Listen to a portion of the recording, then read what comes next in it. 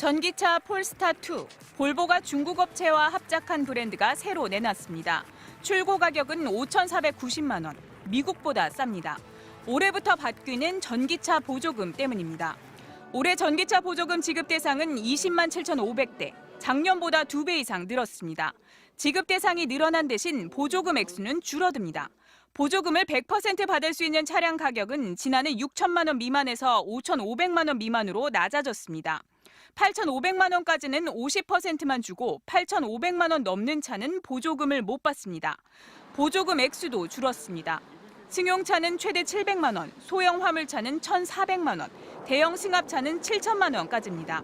보조금 지급은 소비자 가격이 아니라 환경부가 따로 정한 전기차 인증 기본 가격을 기준으로 합니다. 대표적인 국산 전기차인 현대차 아이오닉5는 가장 비싼 트림도 인증 가격이 5,318만 원이라 올해에도 보조금 100%를 받을 수 있습니다. 하지만 테슬라 등 다른 전기차들은 보조금이 깎이거나 못 받을 수도 있습니다. 자동차 제작사가 국민의 혈세인 보조금 먹는 이런 사업 모델은 버리라는 뜻입니다. 경쟁력을 높여가면서 나중에는 냉정하게 내연기관차가 싸울 수 있는 무기를 만들라는 뜻을 가지고.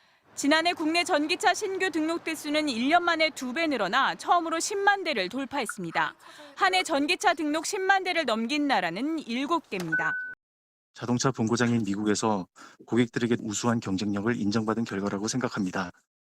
미국의 한 시사 주간지가 선정한 2022 최고로 경제적 가치가 있는 자동차상에 현대 기아차가 최다 부문 수상 브랜드로 선정됐습니다. 차종별로는 현대차가 산타페, 투싼, 코나 등 5개 부문에서 기아가 미국 전용 판매차 텔룰라이드로 모두 6개 부문에서 한국 차들이 상을 휩쓸었습니다. 모두 11개 차종 가운데 절반 이상의 부문에서 한국 차들이 수상한 건데 현대차는 역대 2번째 최다 수상이라는 기록을 세우기도 했습니다. 해외 누리꾼들은 K-팝, K-드라마에 이은 K카의 선전을 축하했습니다.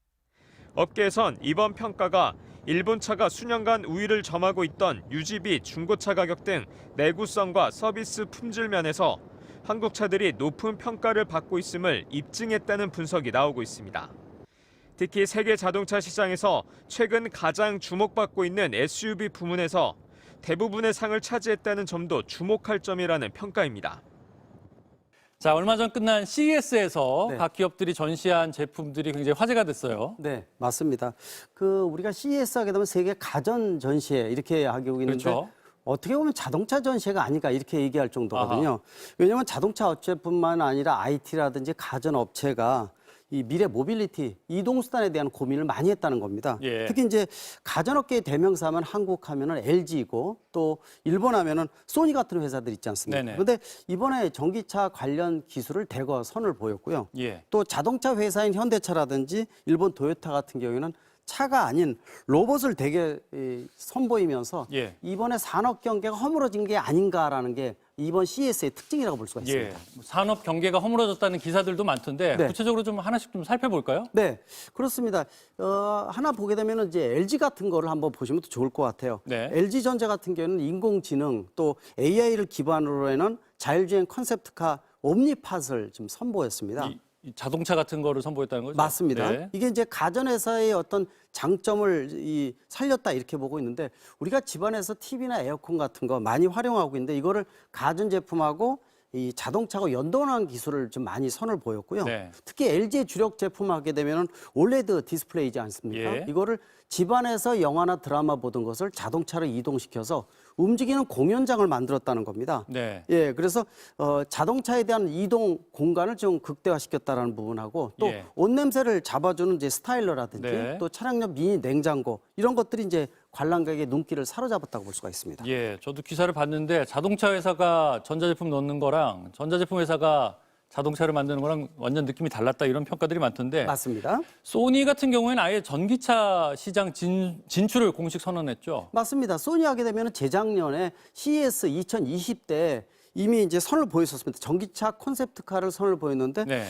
당시만 해도 충격은 좋지만은 반신반의했었거든요. 네. 진짜 나오는 거야 이런 의구심이 상당히 많았습니다. 예. 근데 이번에 세단 형태의 비전 S1하고 SUV의 세단 비전 S2 두 가지를 전시를 해놨는데 네. 아예 전기차 공식 진출을 선언을 했습니다. 예. 더 놀라운 거는요. 기존 자동차 업체들이 와서 봤더니 이 컨셉트카의 완성도가 장난이 아니라는 겁니다. 그만큼 완성도가 굉장히 뛰어났다 이렇게 보고 있고 네. 과거 이 소니 하게 되면 워커맨이라든지 아니면 플레이스테이션 그다음에 디지털 카메라 이런 것들이 많이 선을 보였는데 이거를 자동차로 옮기는 거라는 것이 아닌가라는 측면에서 상당히 의미 부여를 할 수가 있습니다. 네, 또 세계적인 트렌드를 만들지 않을까 많이들 주목을 하고 있는데 사실 전기차가 처음 나올 때부터 이게 뭐 자동차가 아니라 바퀴 달린 전자제품이다라는 평가들이 많았었어요. 네. 근데 실제로 전자업체들이 만드는 자동차 기술력은 어느 정도 수준이에요? 일반적 기능이라든지 서비스 자체는 뭐 압도적일 것이다 이런 것들은 예상을 할 수가 있습니다. 네. 근데 아마 3년 전에 IT 업계가 자동차 진출을 하겠다라고 선언한 기업 전기차 진출 중에 한 가지가 바로